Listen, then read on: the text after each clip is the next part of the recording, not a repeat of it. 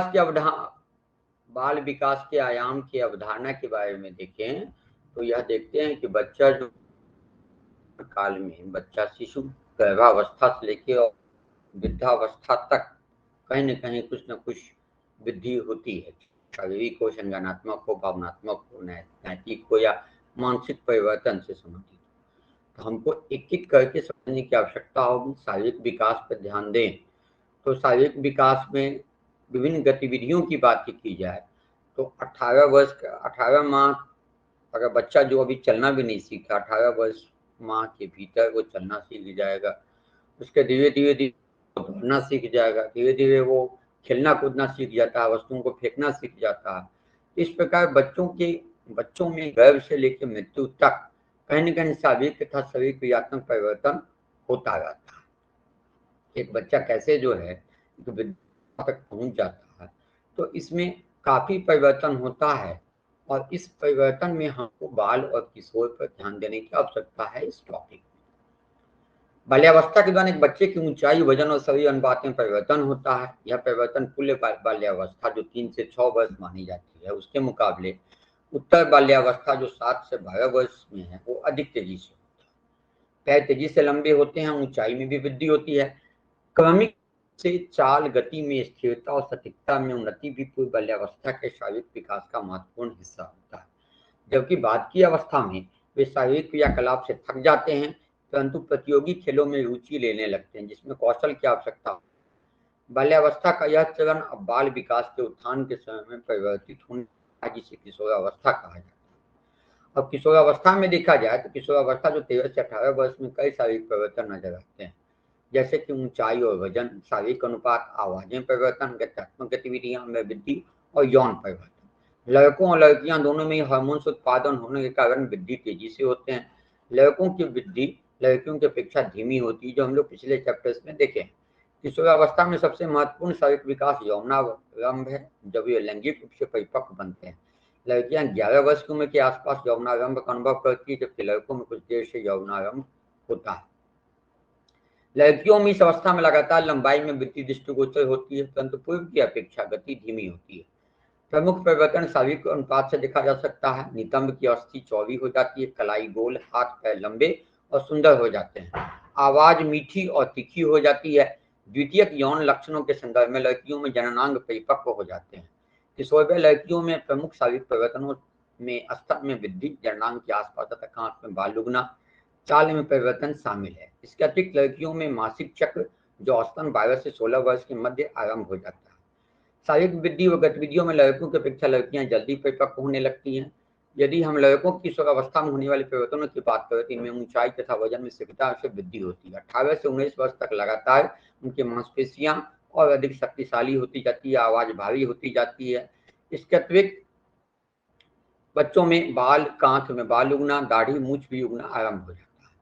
अब यह है कि यह जो परिवर्तन होता है तो इसमें हम विकास के विभिन्न आयामों के दृष्टिकोण से देखें कि संवेगात्मक विकास उसका क्या होगा। तो संवेगात्मक विकास की बात करें तो संवेग का मतलब समझ में आता है, हम किसी क्रिया के प्रति, कोई भी क्रिया के प्रति जो प्रतिक्रिया देते हैं तो वो हमारा संवेग है। संवेग को कई अलग अलग तरह से परिभाषित किया गया, जैसे विद्रोह का चरण, साम्यावस्था का विलोपन या एक उत्प्रेरक की अव्यवस्थित और औचक तीखी प्रतिक्रिया। आधुनिक जीवन में संवेग एक गहन समझ की मांग करते हैं। इसके व्यवहार, व्यक्तित्व तथा स्वास्थ्य पर व्यापक प्रभाव के कारण।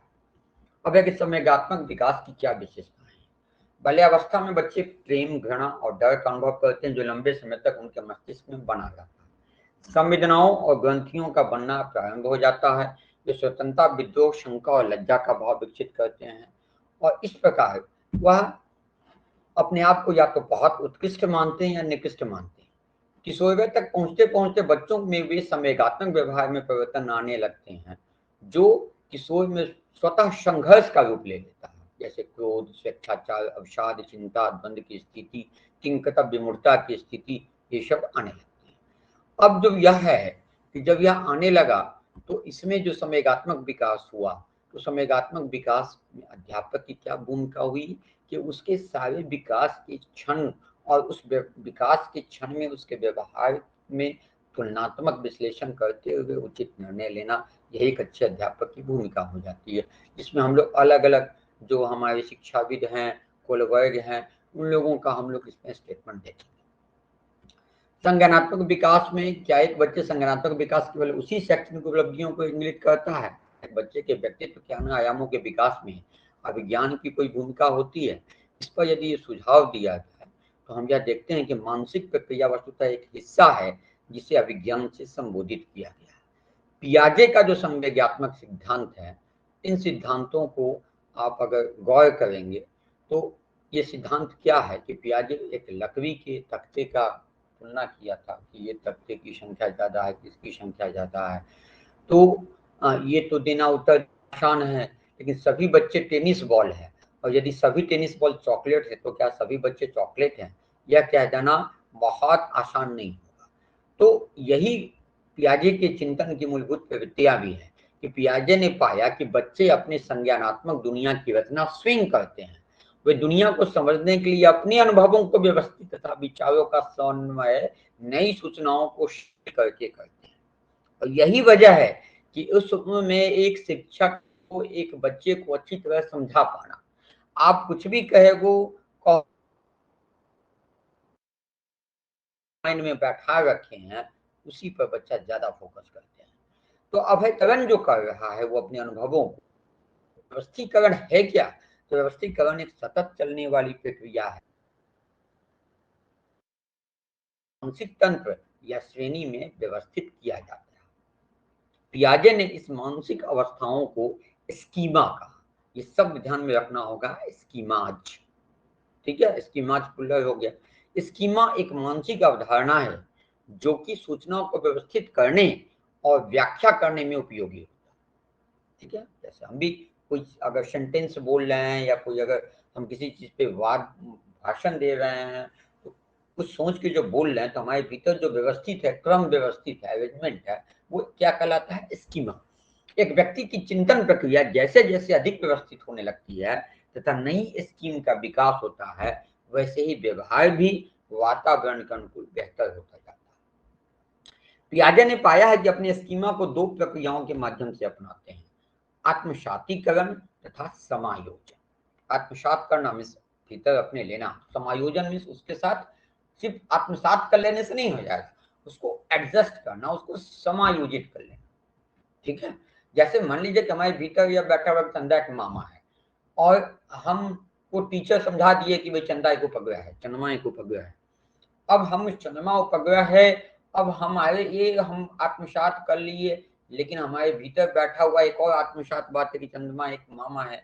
तो वहां पे क्या होगा कि जब तक समायोजन नहीं होगा, हमको मानना होगा कि वो हमको फुसलाने के लिए मामा कहा जाता था, वाकई में वो उपग्रह है, तब तक वो क्या होगा? आत्मसात, पूर्णतः आत्मसात नहीं हो पाएगा, वो दक्षता नहीं हो पाएगी। इसलिए आत्मसात करने का अर्थ है वर्तमान स्कीमा का या पूर्व ज्ञान में नई सूचनाओं को शामिल कर देना। उदाहरण के यदि बच्चा घोड़े के बारे में जानता है कि तथा जब वह पहली बार ऊंट को देखता है तो वह इसे घोड़ा कह सकता है। दूसरी ओर समायोजन में वर्तमान स्कीमा में परिवर्तन करना या नई सूचना के पत्र में नई स्कीमा की रचना करना। बच्चे समायोजन का प्रदर्शन करते हैं जो जानवरों को पहचानने के लिए ऊंट की पहचान करने के स्कीमा को अपने अन्य तंत्र में जोड़ते हैं। कि घोड़ा के बारे में कुछ बताया, उसको ऊंट कुछ घोड़ा जैसा दिख रहा था तो वो उसको समायोजित करने की कोशिश किया, यह साम्यावस्था कहलाती है। विचार की एक अवस्था से दूसरी अवस्था में बदलने की क्रिया को संतुलन कहते हैं। एक अवस्था में हमारा विचार है, हम उसको जस्ट दूसरी अवस्था में बदलना चाह रहे हैं, तो एक प्रक्रिया है, बैलेंसिंग है, उसको संतुलन कहते हैं। अब ये जो पियाजे साहब का जो संज्ञानात्मक विकास का जो स्तर था वो 4 स्तर दिया था। कौन कौन स्तर था? तो पहला स्तर था शैशवावस्था के सेंसरी मोटर का। सेंसरी न्यूरॉन, मोटर न्यूरॉन, ये सब बायोलॉजी में जान रहे होंगे। तो शैशवावस्था के सेंसरी मोटर का स्तर है, इसमें इंद्रियां और गत्यात्मक क्रियाएं सम्मिलित होती है, ठीक है। दूसरा है कुल बाल्यावस्था का प्री ऑपरेशनल स्तर, एक बच्चे के तार्किक मानसिक ऑपरेशन के सिद्धहस्त होने से पहले का स्तर है। वो जो हम ऑपरेशन करने जा रहे हैं और ऑपरेशन के लायक हम बन रहे हैं, उससे प्री स्तर उसका उससे पहले का स्तर हो गया, जो पूर्व बाल्यावस्था के समय का। मध्य बाल्यावस्था का मूल संक्रियात्मक स्तर, यहाँ ठोस वस्तुओं और परिस्थितियों को मानसिक कार्यों से जोड़ना तथा अब किशोरावस्था से वयस्क तक औपचारिक संक्रियात्मक स्तर, इस स्तर पर मानसिक कार्यों में अमूर्त चिंतन और कई चरणों के समन्वय को सम्मिलित किया गया।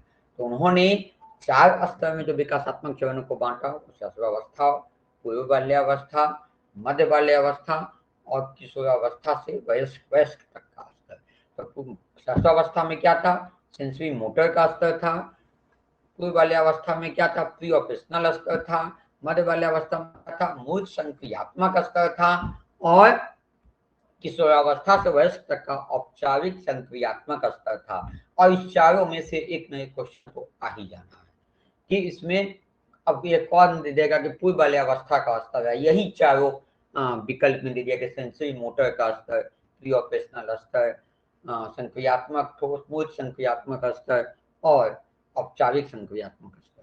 तो ध्यान में रखना होगा कि शिशुअवस्था का सेंसरी मोटर स्तर, पूर्व बाल्यावस्था का प्री ऑपरेशनल स्तर, मध्य बाल्यावस्था का संक्रियात्मक स्तर और किशोरावस्था से वयस्क तक औपचारिक संक्रियात्मक स्तर। अब इसको एक चार्ट के माध्यम से देखिए। संवेदी पेशी स्तर जन्म से 2 वर्ष तक, ठीक है, जो शिशुअवस्था का अक्षर हो गया। इसमें क्या है? वस्तु की अस्थायित्व प्रदान होती है। बच्चे समझना प्रारंभ करते हैं कि वस्तु को छुपाने से उसका अस्तित्व समाप्त नहीं होता, ठीक है। उसके बाद प्री ऑपरेशनल अवस्था 2 से 7 वर्ष तक, इसमें संकेत प्रक्रिया होती है, एक दिशा में तर्क होता है, अर्थपूर्ण भाव व्यक्त करने के लिए भाव भंगिमा चिन्ह, आवाज और शब्दों का प्रयोग होता है। बच्चे को कहोगे कहिएगा कि हाँ प्रणाम करो, तो ऐसे हाथ जोड़ लेगा, उंगली दबा कर कुछ बताएगा, इशारा करेगा। प्री ऑपरेशनल स्तर है, वो अपने आप को तैयार कर रहा है, ठीक है। उसके बाद मूल संक्रियात्मक स्तर जो 7 से 11 वर्ष के बीच होता है, ठीक है। उसमें वे समझते हैं कि कुछ प्रक्रिया उत्क्रमणीय हो सकती हैं। जैसे उत्क्रमणीय मीन्स पलट सकता है, जैसे हम खिलौना अगर भुला गया तो उसको हम खोज भी सकते हैं, ठीक है। इसमें आ जाता संरक्षण, वर्गीकरण, निगमनात्मक तार्किकता। अब औपचारिक संक्रियात्मक जो 11 से वयस्क तक का स्तर होता है, इसमें अमूर्त एवं परिकल्पित तार्किकता होती है। बट अमूर्त परिकल्पित तथा तथ्य के विपरीत आइडिया के बारे में तर्क करने की योग्यता विकसित होने लगती है, ठीक है। ये हम लोग पियाजे के 4 चरण को हम लोग देख लिए।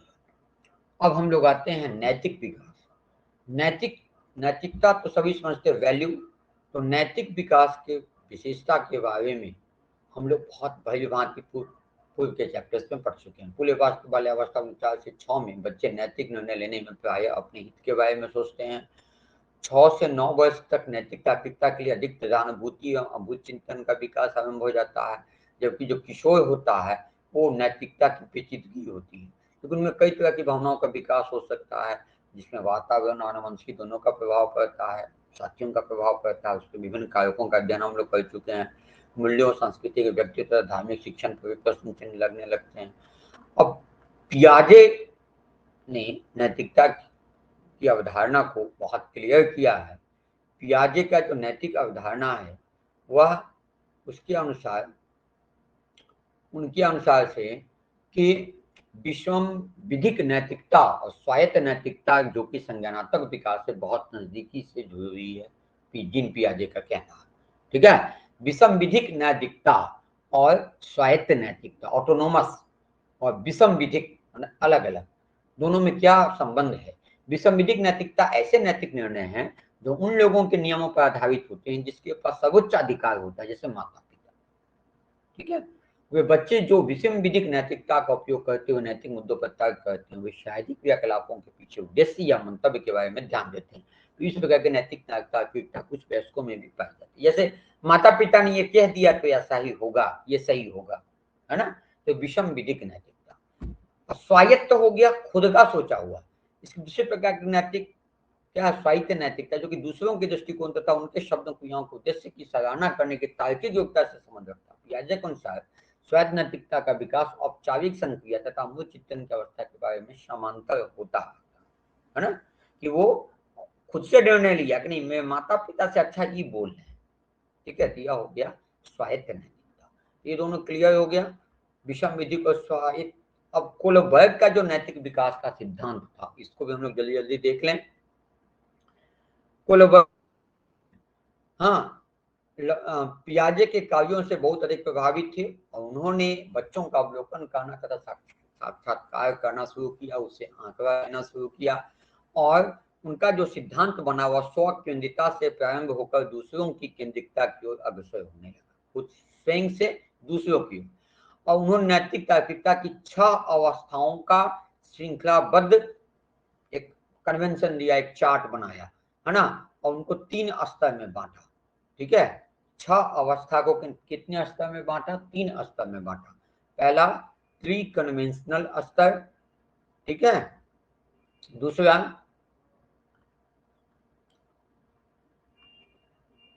कन्वेंशनल स्तर और तीसरा पोस्ट कन्वेंशनल स्तर। इसके बारे में डिटेल हम लोग अगले वीडियो में देखेंगे।